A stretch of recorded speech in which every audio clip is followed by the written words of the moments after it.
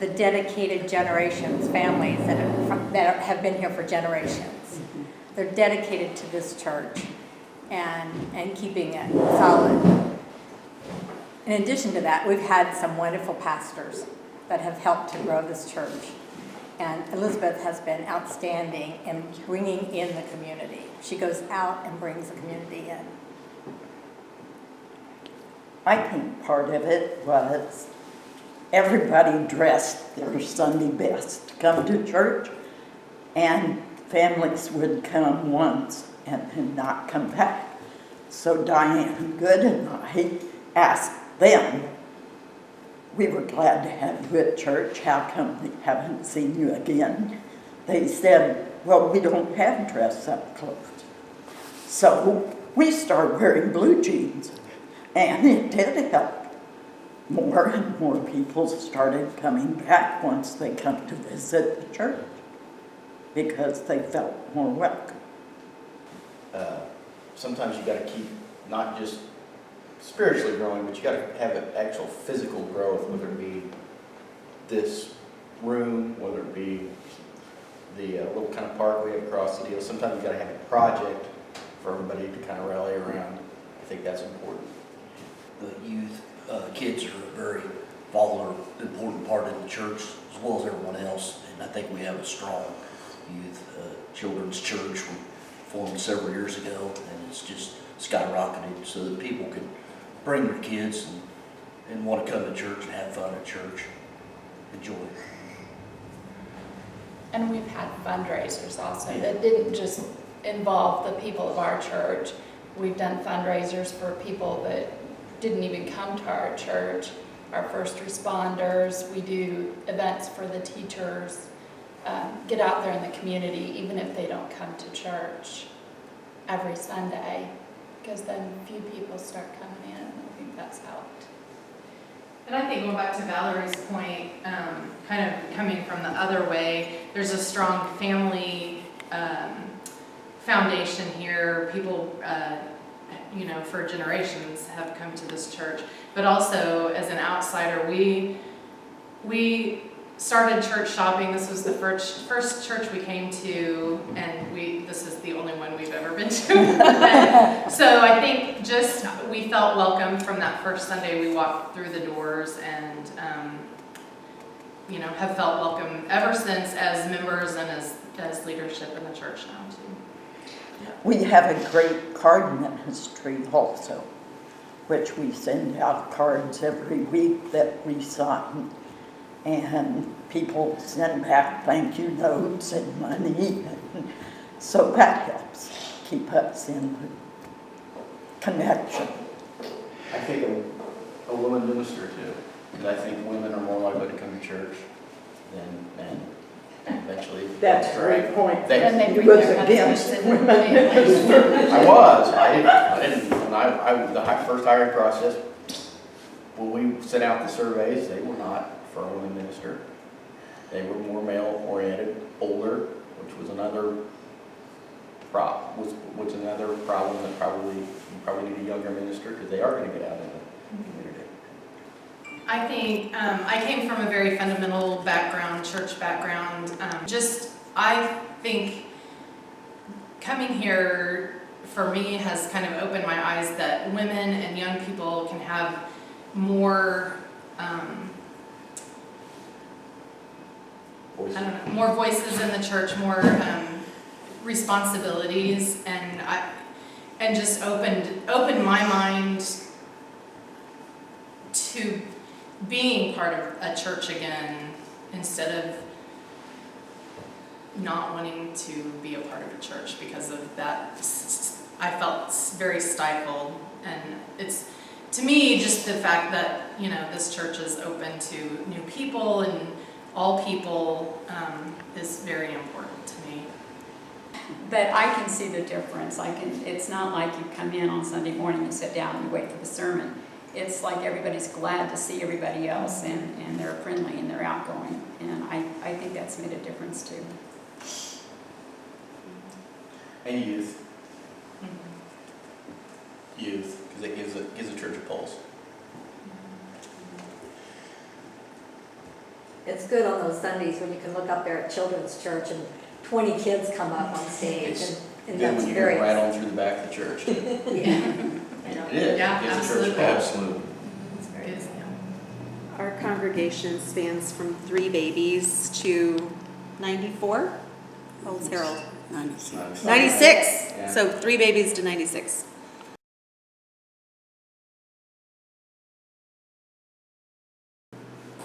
Last year, we had our first annual women's event, and we talked about our spiritual gifts and did a little survey. So that was fun. It was. This place was And had packed. Yeah, a lot of visitors from other churches. Yes. Right. And people who didn't, I mean, I wasn't here, but people who don't even have a home church. Right.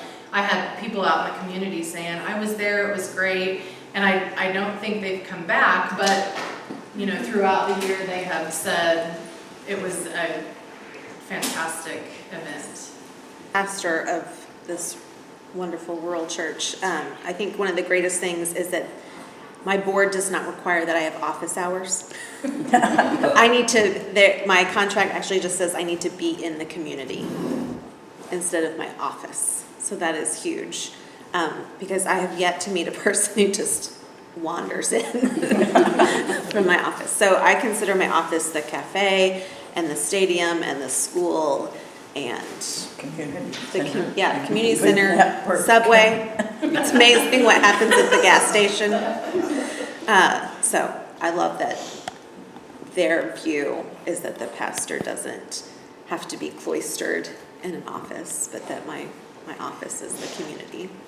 And I also told them in my interview that my goal, of course, is to grow the church, but numbers aren't necessarily indicative of transformation. And I want transformation to be the goal.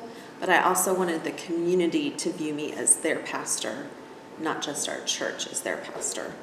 So I've done funerals and weddings and counseling for the community.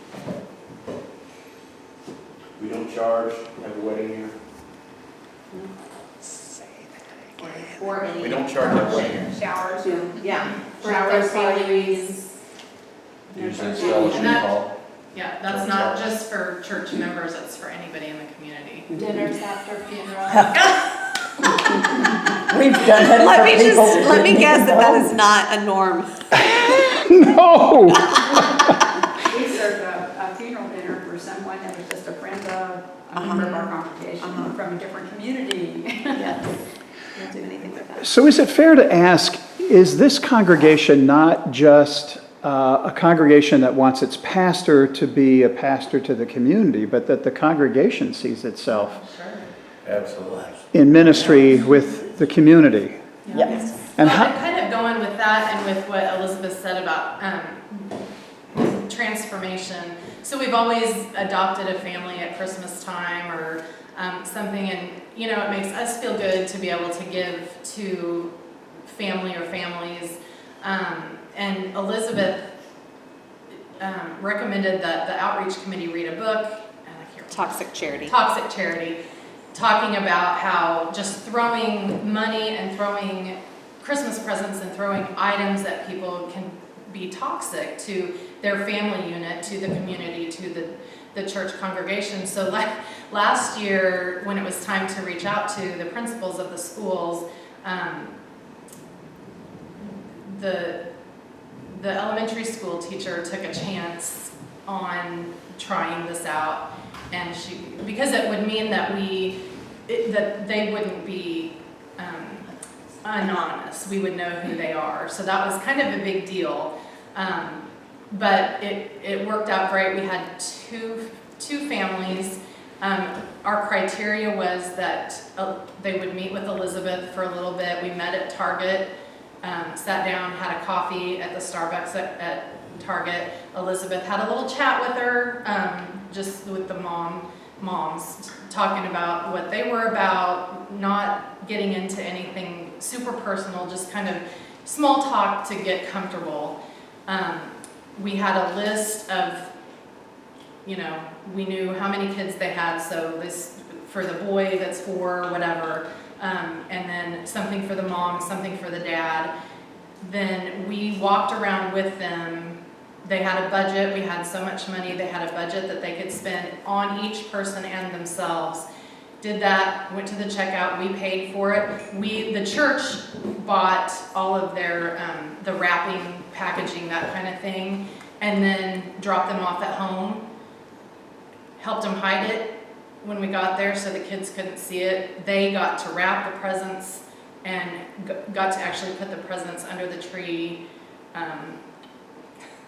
It was Santa Claus great. came. It was, And it was amazing because the it goal was really was. transformation, not just a gift. So we Yeah. wanted to build relationship, but also teach budgeting and teach things like that, and make sure that they got something and the household got something, but that there was ownership, and that they had to wrap the presents, and because then it became very personal. In the course of watching life in congregations, I hear an awful lot more about anxiety, about survival, and either wishful thinking that somehow God is going to fix all of this, or a sense of despair that it can't get any better than this, and that we're defined by our demographics and we're defined by the traditions that we've had in the church. How did you begin to challenge the mindsets that kept you where you were while the world around you was beginning to change? Well, we were gonna die. Period, in my opinion, because we needed to think out of the box, so to speak. And, and I'll go back to when Cindy came. And there were several of us in this room were on the committee to hire Cindy. Financially, we weren't sure we could. And we challenged the congregation to financially step forward. They did. She responded. Cindy and Elizabeth, has carried that on and gone farther. And financially, the church is in better shape now than it's ever been. Why was it important to you and to anyone else in the conversation that the church not die?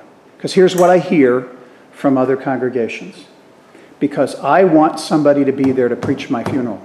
I've actually heard this. I need the church to be open to take care of me until it can't anymore. So obviously there was some kind of a different answer that you all had. What was that? Our community needed a Christian church that is very active, not a stagnant Christian church. And open, I think, Right. being open Being to open. everyone. Everyone's welcome. That's what kept us here. I remember when we first came, there were several people that came, and then it got to where Jerry said there may have been 8 people, and our son at the time was, 10, 12, and he was the only kid here. And, we kept coming just because we liked it and we felt welcome, but, and that was kind of our drive was, keeping it alive, not for us, but just, like Carol said, the community and having somewhere that welcomes everyone to be able to come and worship and to get out into the community. I think as far as the folks that are here that I love so dearly, I'm a very late comer to the party. I'm probably one of the newer members, and I've still been here for several years, but I'm her sister, and so we're kind of a package deal. When they started coming, I said maybe we should see what this is all about. But the open-mindedness and the open-heartedness and the Jerry saying, think outside the box. We have so much to thank our elders and our deacons and our leaders for, because it doesn't come from one person in the congregation saying, hey, we need to do this. It may start there, but the fact that they're willing to be open and willing to try new things and get out there and be different and be that voice in the community, that's certainly what keeps people coming back. And may I ask, why disciples of Christ? Why continue to keep a disciples of Christ presence here? Why not? They broke, don't fix it.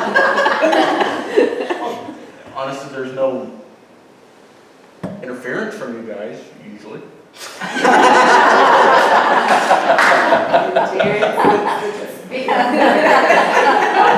I'm so glad you said that. No, because honestly, that's the way a lot of folk feel about their connection to the denomination. They don't bother us too much, so we'll just kind of keep connected somewhat, maybe okay. Well, when we needed help, you were there for us. So if you were only going to help when we asked for help, not bug us otherwise, why not? And I would say to you this, how can we now, that we are much better off than we were, can we support the district? I think that's a question. How can we, because you have been there when we've needed you, you helped us. And so we need to help back, but sometimes we don't know. I mean, monetarily, it's not necessarily the entire answer, but. And there's a reality, let's be honest, some of these little towns in northwest Missouri are dying, Yeah. period. That is a reality. The whole town. The whole town, it's not just the church. I know that for a That is a fact. reality, and whether we like it or not, that's, my family grew up in a lot of those, northwest towns, and they're just not what they used to be.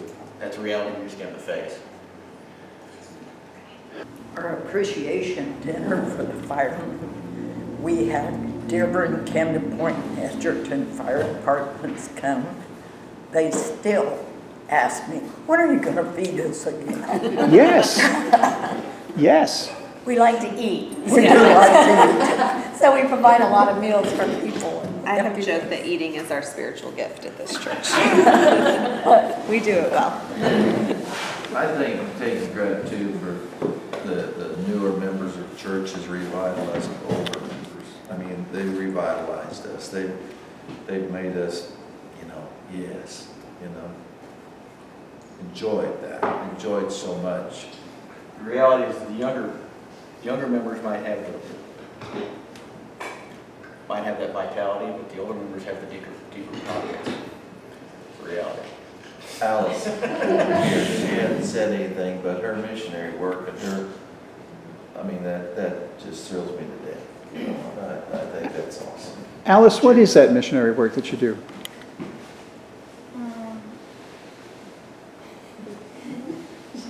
She's gone on mission trips. Oh, yeah. And then she's leading us in our first ever Compassion Sunday.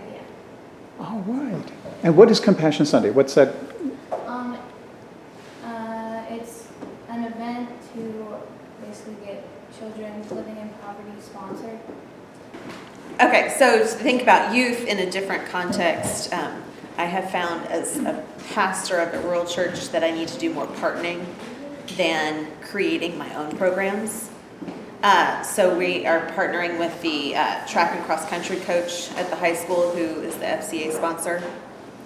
And we're actually doing a movie night this Tuesday. And as of, I just got another RSVP, we're at 42 people going to the movies. So church at the movie theater. I go to FCA when I can and show up and bring donuts. And one of my students actually said, "Is this communion?" Like, he held up a donut, and I was like, yes, it is. And we do our back to school Sunday once a year, and we had, probably 7 churches maybe represented. And, we invite teachers in whatever church they come to. I mean, they're coming as brothers and sisters of Christ, not necessarily as representatives of that church, but they are welcome here.